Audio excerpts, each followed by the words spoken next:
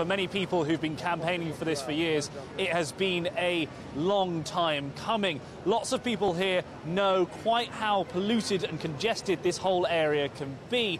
Buses and taxis travelling up and down here regularly, but from 2020 we won't see any of that anymore. While that may affect bus routes, it may mean that the whole area is a little cleaner, a little fresher, a little more easy to handle. As you can see, there's already thousands of people walking up and down the street, which means that there's obviously going to be congestion as cars and buses have to stop in order to let people cross the road, leading to cars idling and causing more and more pollution. I've spoken to people who have been telling me that they're very happy with this action. They say it's a long time coming, and in fact it's sort of inevitable in a way that it needs to happen eventually because it's just such a busy road. I've also been speaking, however, to the London Chamber of Commerce. They say while they welcome the action, they hope it won't damage the future of the shops here, and they think it needs to be a gentle touch to implement. Well, I think it's inevitable with the arrival of the Crossrail station. There's going to be a significant increase in the number of pedestrians on the pavement, and as we can already see, the pavements are quite congested. So I think it's a matter of urgency, really, that the issue is addressed. What's it going to look like when all this happens, and how's it going to affect the businesses here up and down Oxford Street?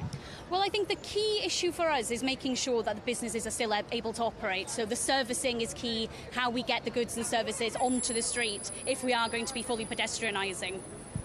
What sort of future do you see for Oxford Street? Because obviously right now it's a really busy commercial sector, not just for people who come and visit from outside of London, but also Londoners themselves. What sort of future do you envisage? Well, the ideal situation would be to significantly improve the public realm, to make it an appealing and safer area for consumers to come and visit. And I think this day and age, there's so much competition with a number of different shopping centres and shopping regions in London that we really do need to use such an iconic street and make the best that it has to offer. And when it comes to any problems that we can foresee, what sort of things can you foresee that might put a spanner in the works? Well, firstly, I think the proposal to do it in stages is welcome.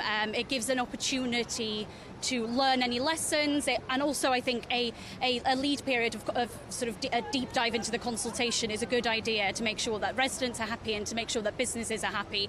Naturally, a big bang approach would be problematic, and I think the consultation process here is going to be key. The head of policy there from the London Chamber of Commerce, some of the people who deal with the shops on this very busy, very famous high street. It won't, however, be a simple process. It's going to be staggered. They're first going to implement the repaving of the whole road from Tottenham Court Road ahead of me all the way to Oxford Circus here, and then it's going to be a second stage where they implement that from Oxford Circus all the way to Marble Arch. A very long distance, but for many people here in Oxford Circus it might well be a better way of living. People who go to work here will have a safer time, people who travel up and down here every day will have a much cleaner time, and for people who've been protesting on pollution grounds that it needs to be pedestrianised, it's going to be a breath of fresh air for them.